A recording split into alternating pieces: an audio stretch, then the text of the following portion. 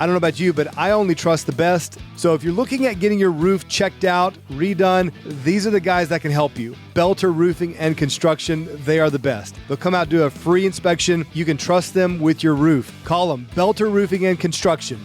405-952-7777. That's Belter Roofing and Construction.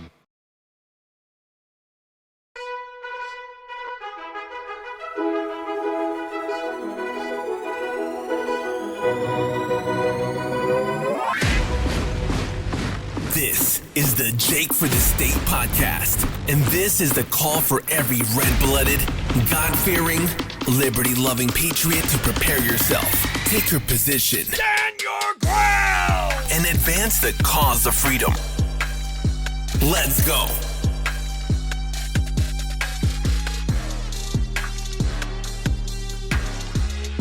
All right, guys, welcome back to the Jake for the State podcast. And as I have been saying, it is election season. So interviewing a lot of candidates across the state. And my next candidate is Ms. Shelley Gwartney, running for a major Senate seat. And welcome to the show, Shelley. Hey, thanks, Jake. I'm loving that I get to be on your show again. Absolutely. Remind me of the Senate district again. It's 33. So okay, it's I thought the so. Tulsa County side of Broken Arrow. That's right. Tulsa County side of Broken Arrow. Currently held by Senator Nathan Dahm. Yeah. And so I think what most people say when they say that is it's big shoes to fill. He's been in office for, coming on 12 years. He'll be terming out and has held the reputation as the most conservative senator in state history, very consistent with his vote and supported by a lot of conservatives around the state. And so how does that weigh into your experience and your or does it at all when you think about filling his shoes? Yeah, I would say it really doesn't. I've heard that phrase before, and I've told people I'm going to wear different shoes and they're cuter. We're going to do things differently. I do appreciate his record, and I do appreciate how he's got people to pay attention locally. One of the biggest shocks I had is when I started door knocking over a year ago. The number one thing I heard at the door was how much people didn't like him. Huh. So he may have a reputation across the state, but here in our district, it's a different reputation. Being his constituent this whole time, I'll tell you, I've never had him respond to an email. He's never had a town hall. I've never been able to contact him. And that's the shared experience of most people I've spoken to. So I plan to do things pretty differently. Is that what you're hearing from the people as well? I mean, what is their chief complaint about him? Yes, they have also sent emails, phone calls, and not heard anything. Fellow parents that had issues with Union Public Schools, and we emailed our senators or any senator that would listen, and we never got a response from our senator. But this is the first time that after redistricting, this will be a new group of voters for District 33. We used to have half Broken Arrow and half Bixby. We lost all of Bixby, so it's just Broken Arrow. So it's a bit more moderate than I think it was previously. Very densely populated district, as was mine when I ran for District 22. And so it's nice in one sense that you're not spread out across 10 counties and having to travel across. You have a highly concentrated constituency base. And like you said, some new voters into District 33.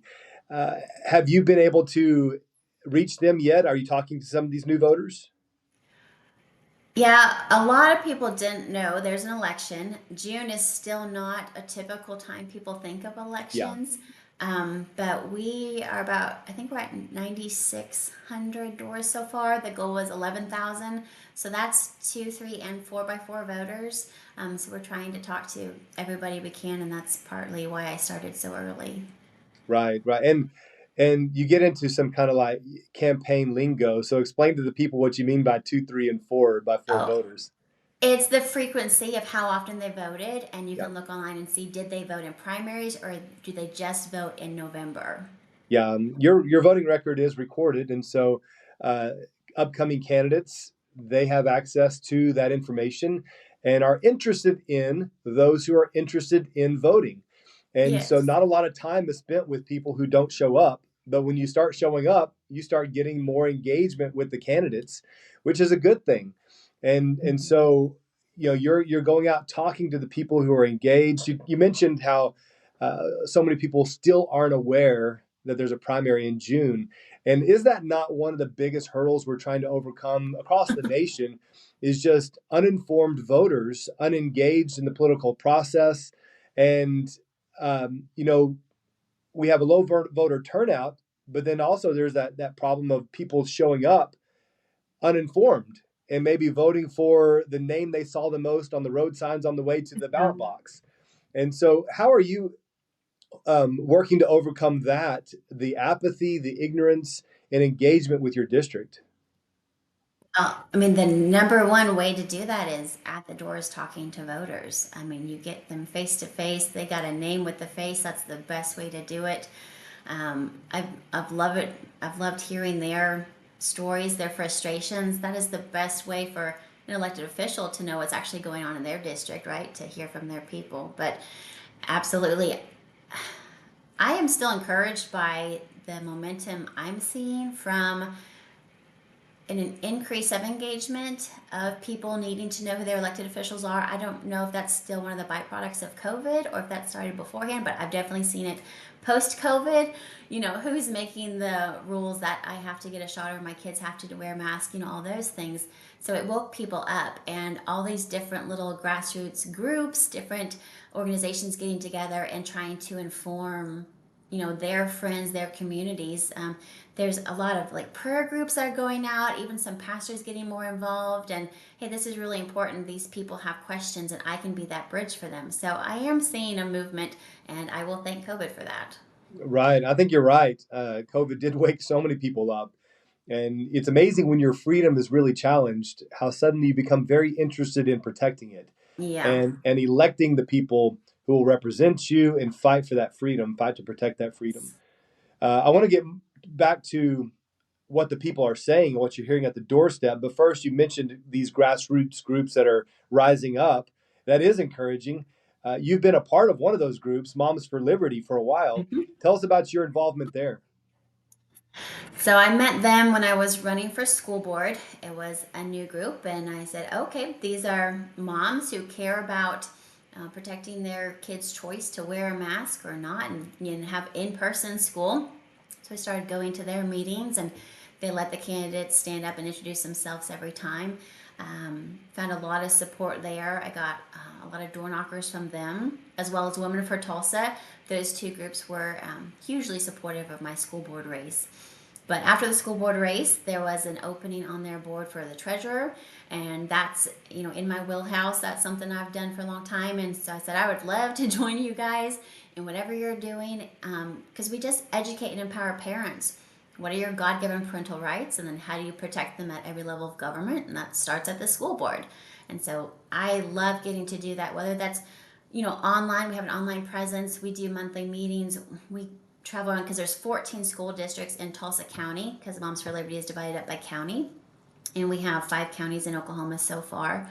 And we take turns every month going to a different school board and just watching and paying attention. And we'd like to have a liaison at each one to know what's going on at the districts, and just to be a connection to those parents at that district that don't know how to handle some of the conflicts that come up, or they find these dang books in their library. What do I do about that?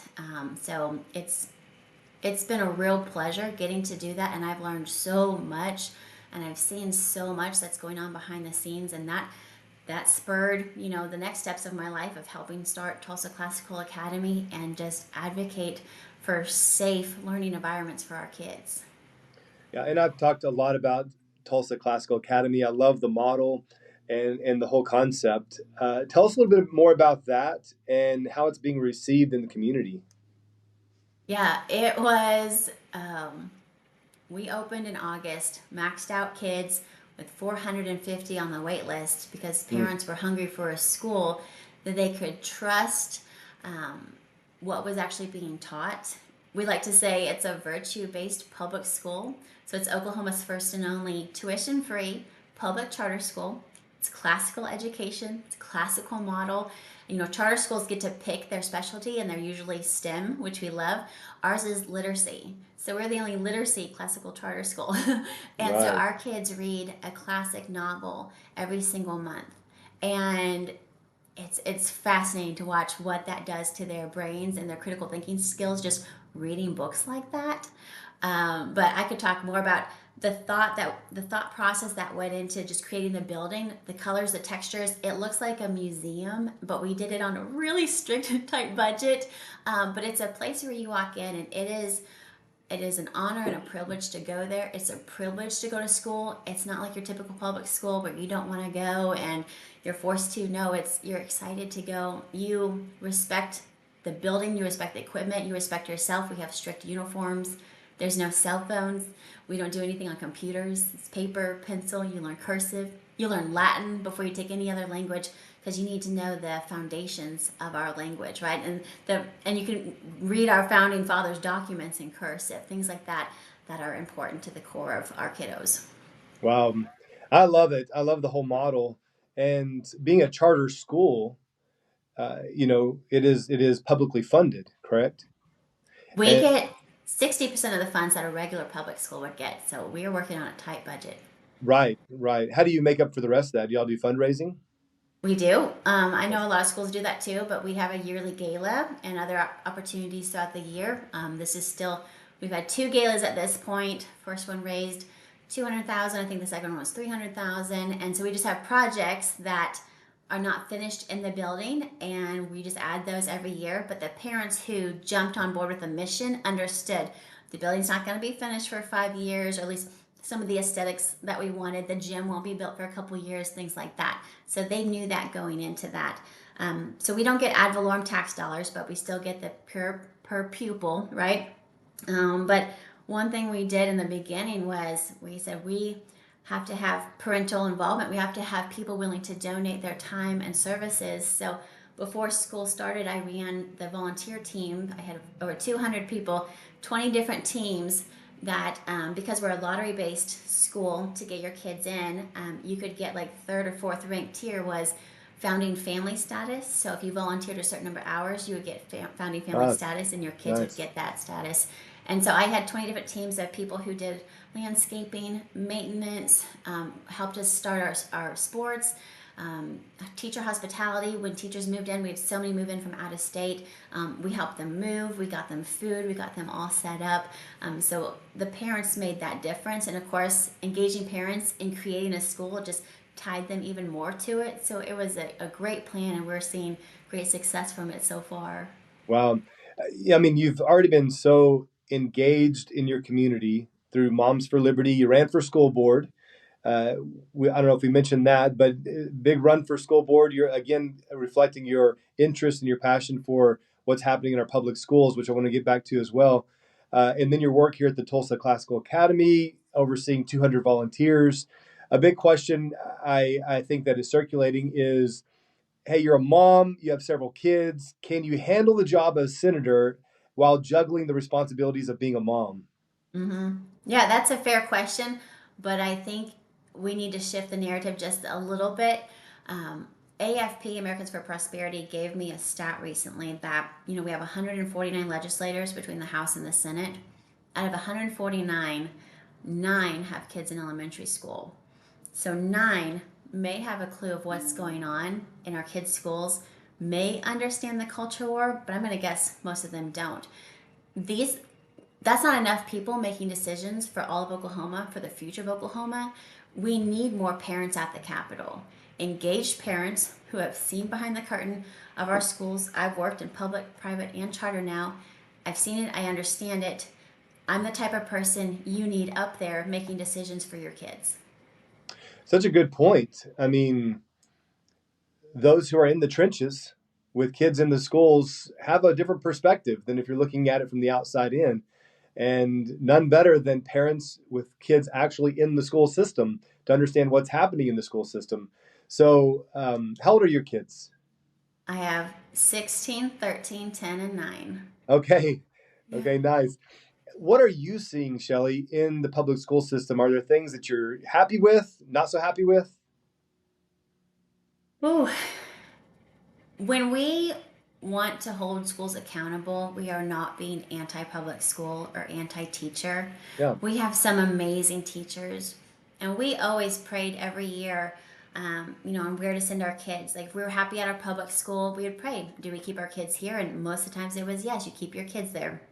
But we would pray for the teachers, and so many years God answered those prayers, and my kids got the best teacher for them. My second born came to know Christ because of her kindergarten teacher. And I can't tell that story or I'll cry. We have some amazing people.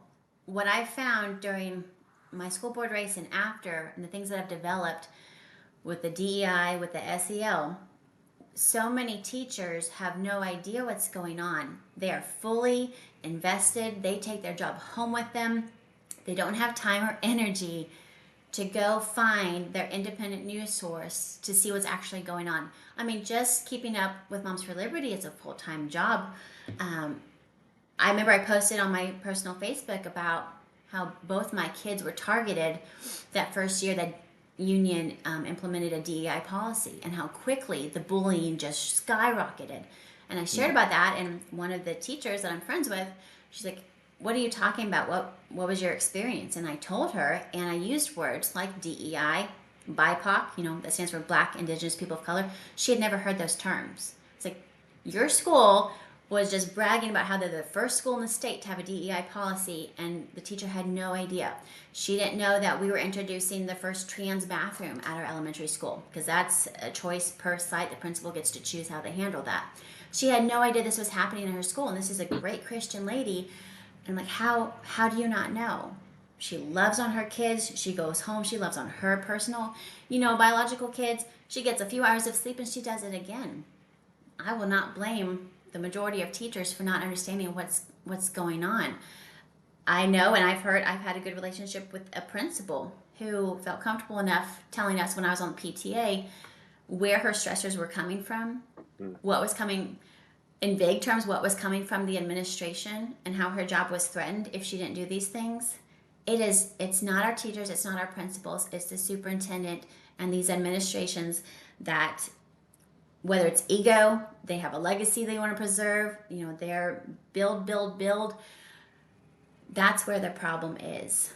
And there's not much accountability unless we can force something from the State Department down, or we fix our school boards and we get people on the school boards who understand you are the gatekeepers. You watch every dollar that goes in and out, every contract. You need to understand when we make this contract, we're going to take this grant for $60,000 to create a new SEL department. What does that mean? And then it's only 1 year. So how do we pay that 60 grand next year and the next year and the next year?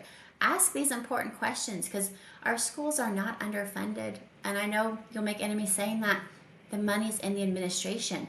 When they're making $500,000 as a superintendent, not that they don't work hard, but that's what they're getting paid. And then they have 11 cabinet members who also make several hundred thousands of dollars. Why is that money not going to the classrooms, to the teachers, for supplies, for the stuff we actually need, instead of these programs that are an unnecessary red tape? Teachers talk about that all the time. I have to document every single thing the kid says all day long. I can't teach. And then when they have to bring in SEL, which is a whole other thing we talk about, when they have to introduce SEL into math equations, and you get the kids thinking, oh, how am I feeling? You know what? I'm not actually feeling good. Or Joey says his dog died, or his parents getting a divorce, and then it becomes this competition of, well, who has a worse thing, right? No math is getting done that day. That's a big issue, and that's being implemented in every subject, because there's federal money. If you implement these SEL programs, teachers can't teach. And so much you covered just there that is very important. SEL, of course, is social emotional learning. DEI, of course, is diversity, equity, and inclusion. Both are being very much promoted in our public schools, common ed and higher ed. And like you said, I mean, it's undermining the primary purpose of school, which is the academics. This has been one of the primary platforms of Ryan Walters, state superintendent, the push to get back to the basics, to get the academic scores back up. In your engagement in Tulsa Public Schools, I know they've had a big spotlight on them for a long time, a big shift and change up in superintendent out there. Are you seeing any positive developments moving back towards improvement in scores, academics, or is there still more of the same? And what work still needs to be done there? Yes and no. So I don't follow TPS super closely, but I have seen, Ryan's office has put out that a ton of schools are no longer on the F list, Right. and TPS had a bunch on the F list. And it's crazy how quickly a little bit of accountability and hey, I'm gonna point out you guys aren't doing your job. Test scores are done here. That they quickly figured out what they needed to do. Yeah. Why were we not doing this earlier? So good things as far as that go. And yes, a new superintendent, so we get to start kind of fresh. Of course, having Alina Ashley on that board, we do have, and Janetti Marshall, those two board members ask the important questions. So that's huge. Fortunately, we didn't get to flip any seats this past school board race, but we'll get a chance every year. So that is a positive. So yes and Yeah. no. It's still I liked seeing these schools for what they are and what they post. It's sad that TPS has the reputation of sexualizing minors. Their big thing, one of their top 5 core values is inclusion. Okay, we're talking about education. How does that help education? But they'll fight that it does. So they're the school that's known for grooming your kids. Union is the school known for social justice. They will turn your kids into a social justice warrior, right? They're all about DEI. And it's sad that they would get grouped into those two things, but that's what we keep seeing coming out of those schools. And more relevant to your campaign for the Senate seat, what do you feel is the role of the state? You mentioned it earlier about does the solution need to come from top down from the state side, or do we need to continue to push through the school board and handle it locally? As much as we can, government needs to stay out of it and local control until that local controls over the people. So give them the framework. And, Ryan's office is a little different than the legislative offices, but local control, and you may have communities that choose to do things that I don't want to be a part of. So that's why it's important that we do give school choice the option to, or, transfer. They can transfer it to another district if there's room. But I don't think it's the state's responsibility to get super involved. I don't want the government involved in anything if possible. Yeah. But there When are it comes to frameworks. things, sorry to interrupt you. When it comes to things like the diversity, equity, and inclusion, these kinds of things, we dealt with CRT, critical race theory, and the state legislature did speak to that and passed legislation concerning that. Do you think that things concerning SEL, DEI, that the state should dictate what Oklahoma schools should allow in there, or do you think things like that should be handled locally? And then parents decide, hey, if that's happening there, I'm going to pull my kids out and take them to the Tulsa Classical Academy. Yeah. I think we need to look at what we do have permission to touch. And yes, we have had to address CRT and DEI, and that has proven to be within the wheelhouse, within the authority of our legislators. So, yes, I want to make sure that we have the authority to do that. But things like, Title IX being changed, that is a place where the state should say, oh, no, we're not going to go with that. And even if you have school districts that would want to accept that, it's like, no, that's not going to be the best for Oklahoma's kids. So we are going to make some rules like that. So I say local control, but we keep seeing that local control controlling over the locals. But the biggest What push do you mean by that exactly? So you may say, oh, schools have to have all the reign, all the local control, but the people are not being represented. You have school board members who aren't doing anything. So it's just the superintendents who the people don't get to elect. So there is no voice of the people. So if there's no voice of the people, then that's not local control. That's not representation. And so I think the state should do everything they can to help make sure, because we exist to protect rights. So protect your voice. So the best way to do that would be make sure school board elections are happening at the best time possible, that they're given the best tools, resources, understanding, freedom. So maybe they don't go through OSSBA, that's going to support superintendents. There are other organizations they can be trained through. Maybe we remove the OEA, you don't have to go through unions. Removing the red string so that their rights are better protected. That's where the state could come in. We'll shift. I mean, we could sit here and talk forever about public schools and public education in general. But I will shift to hear to ask, what are you hearing from the people at the doorstep? What are their priorities and the thing that's on their mind the most? Right now, it's a lot of the inflation. Obviously, everybody's feeling that. I hear a lot of federal issues. Everybody Right. hears about the federal stuff, and so we try to bring it back to Oklahoma and what we can actually do to protect Oklahoma. Um, they want to tell their story, and I really appreciate that because that's such useful information. I had a gentleman that was fired because he didn't want to take the DEI courses at his work. Hmm. Um, Lots of people losing their jobs in the last couple of years and sharing how that happened. Um, so mostly they just want to be heard, and I want to hear their stories. No, that's always my most favorite time campaigning is the time at the doorstep. And I always spend way too long at each doorstep because, you start hearing these stories and they're profound and provocative and heart wrenching sometimes. People are still reeling from what we experienced with COVID, and I think that is an area that concerns the state. Is what will we as a state do to protect individual freedom and medical freedom? And are you still hearing a lot of that at the doorstep? I haven't heard much about COVID. I Okay, have not, but that's still something that we have our eye on. Being a captain with OKHPR, that's still something that we are right. always monitoring. I was recently at the Capitol speaking at Medical Freedom Forum. There are groups of people who are trying to get lawsuits handled for people who have lost their loved ones. I have Right. several in my district. One family lost their daughter just right after she got her second vaccine.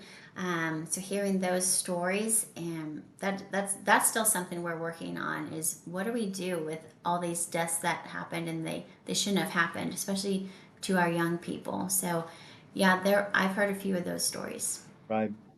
Right now at the Capitol, the Senate, the House, and the governor are all convening, talking about the budget. That is the primary objective. Every legislative session is to resolve the budget for the year.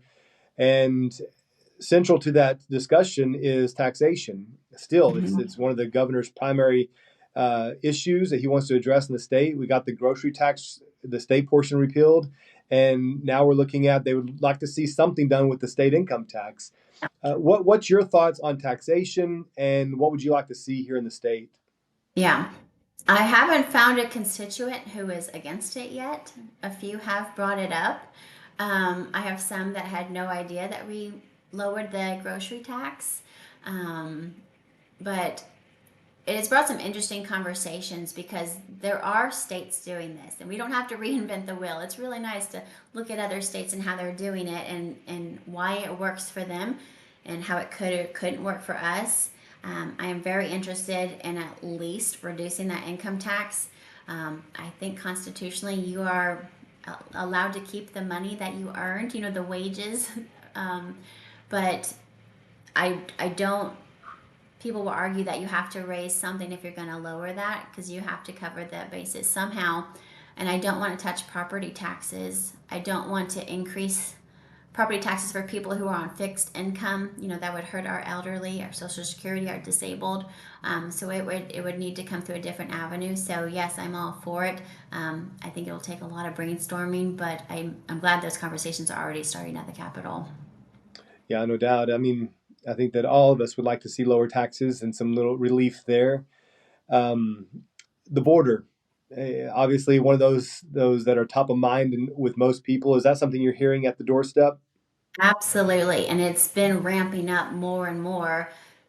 Being next to Tulsa, I told you recently that the Tulsa mayor declared Tulsa a welcoming city. Yeah. We wouldn't dare call it a sanctuary city. Did he say We'll what be he meant by that? inclusive to all peoples of religion, of background, of sexuality, of orientation. There is a multi-level push for what that really means. But at the same time, he was opening a center for our newcomers to get job assistance.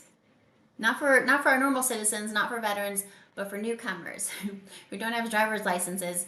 If you need a job, you can come to this new center. So we are trying. He is trying to get those people to come, and we are seeing them bleed into our district. Our district is very unique. We don't have a homeless shelter, so we don't really have a homeless problem. We don't offer those services, so we don't get that demographic who would use those Are you services. saying in Broken Arrow? In Broken Arrow, Okay. yeah, we don't. I've sat down and spoke with some of the police officers and higher up in Broken Arrow and asked, how did we get here? Why don't we have these problems? And those were some of the things that they told me about.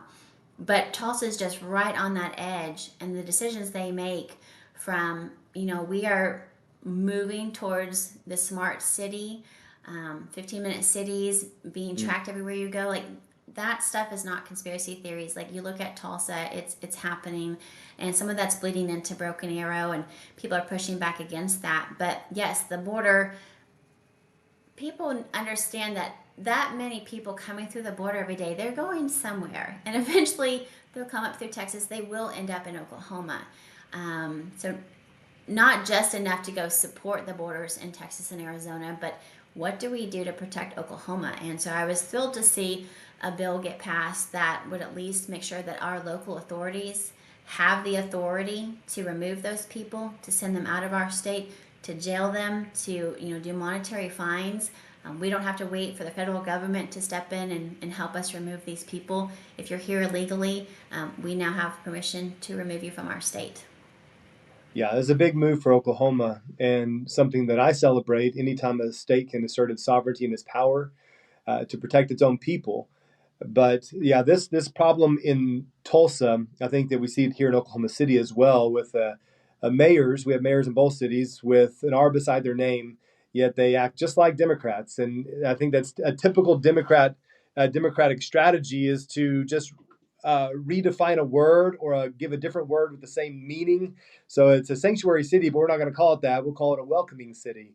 And these services are ironically for newcomers. And these newcomers are ironically illegal immigrants. And so you break it down and it's just right in line with the Democrat platform. And I think it's undermining our cities and our freedom. And this whole 15-minute city you mentioned, this plot and plan to enclose people and that they'll own nothing and be happy and have everything that the government lets them have. Yeah, very It's concerning. it's so tricky because most of these social services that get people dependent on them look so good. I think it was this morning I saw an article of this little community. It's in a rectangle and it's got so many like apartment homes, and it's cheap rent, and it's supposed to be for our homeless or people in threat of that. But all I saw was like an enclosed community where everything you need is right there, and Right. my red flags went up. And so more of that, more of the state or federal government grabbing our land. Well, why do they want those acreages? What are they going to do with it? Anytime it's a facility, a development of smart homes or anything like that, it just like, we don't take care of our veterans, but we're going to create these communities that I don't know if you've seen. There are states where they have communities and they're monitored and they're not supposed to leave. And we talk about, it may sound like science fiction, but the digital currency and your social credit score, that's not fiction. That's happening, and we're seeing it, and it's part of the UN's Agenda 2030, and that we would all just have a digital credit score. And we're seeing how people respond to social pressures, and keeping that in your mind every time you look at something, it's just smart. You don't have to be raising alarm bells, but just being aware of, oh, where could this go? Does this look like this? Mm-hmm.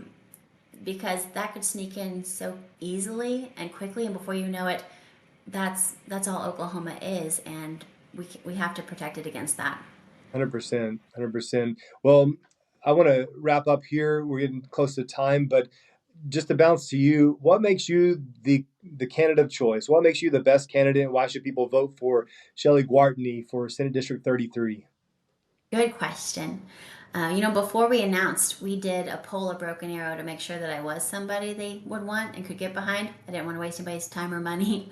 And we asked 8 questions, and they all came back that yes, they want somebody like me with veteran status, small business owner, entrepreneurial experience, They don't want a currently elected official, and they want an outsider. They don't want an insider. We are done with politicians who want political promotions. We want real people. And I've seen that across the state, that we have a new slate of candidates. It's so exciting. They're Yeah. younger, they're engaged with our schools, and they're humble. I think that will just change the whole tide of our state if we get more of those kind of people in those seats. So my commitment is to be that kind of person for Oklahoma. I love being the bridge builder. I want to, and this is what I do, I empower and engage people to understand what their rights are and then how you defend them. And let me come alongside you and defend those with you. But like I mentioned earlier, it's so important that we have people who are considering the next generation in every vote they make, because culture is crazy right now. They're coming after our kids on so many different fronts. We have to have somebody like me that God's positioned with my experiences and my passion. He's placed me to be the perfect person in this seat. It's good stuff. I don't think I've asked you before about your veteran status. Tell me about that real quick. So that comes courtesy of my husband. Okay. So he actually proposed to me at high school graduation. He was in the Marine Corps at the time, drove overnight to propose to me, and then 4 days later found out he was going to Iraq with Iraqi freedom and served some time over there. And then we got married and we lived on both coasts with the Marine Corps, but knew we wanted to raise our kids here in Oklahoma where our families are. And then he did a couple years with the Air National Guard out in Owasso with their F-16s. I loved our time with the military and that community. Just precious times, great experiences. Great to see how that works and how we can, support our veterans. And very thankful that I got to go along with him on that journey. No doubt. Well, tell him we thank him as well. Yeah. And I thank you for throwing your hat in this race. I think that, like the response from the survey, from the poll, we do need people like you running. And so I appreciate that. And thank you for your time today. Oh, thanks for having me on, Jake. This was fun. Absolutely. We'll have to do it again. Good luck. Just a reminder for all you guys out there listening, June 18th is the primary. Make sure to put it on your calendar. Make sure you're registered to vote prior to that. And mention your website one more time. It's Gwartney2024.com. So it's GWARTNEY. All right. You got it. We'll post it in our show notes as well, so you can find it there. But thanks for guys for tuning in for another episode of the Jake for the State podcast. We'll be interviewing a lot more candidates coming up and leading up to the primary on June 18th. But in the meantime, like, share, and subscribe, and I'll see you then.